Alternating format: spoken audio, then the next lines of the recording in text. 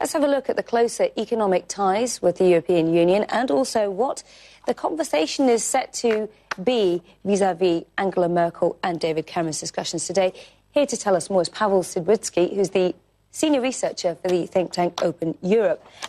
Pawel, great to have you on the show. Morning. This is an important visit, isn't it? It also comes at a time when just yesterday we learnt that investment in British businesses is helping to drive the recovery significantly. Exactly. I think it is a very important visit today, but it's more of a showpiece event, really, and that doesn't mean that behind the scenes, on a more mundane day-to-day basis, important work between Germany and Britain on reforming the EU has to take place as well to supplement that. We've seen so much wrangling about Britain's position inside the EU, domestically inside the UK, and also on an international scale. Later on in the show, we'll hear Sir Martin Sorrell of WPP's view on this, because he's been quite vocal about Britain needing a pro-European future. But the problem is Britain is just exhausting its reputation with its neighbours. Even if it doesn't manage to negotiate treaty change, it's losing political capital.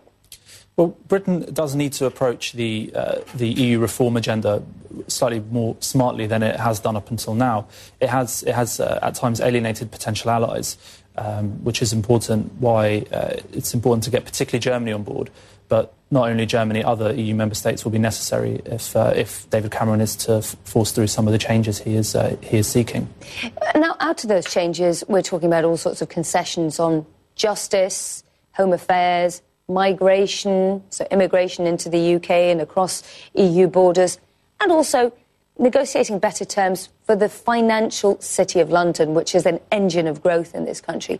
Out of all those priorities, which ones do you think he really should be fighting for? I think when it comes to immigration, there's no appetite in the EU to restrict the free movement of people per se, and indeed David Cameron himself hasn't explicitly called for that.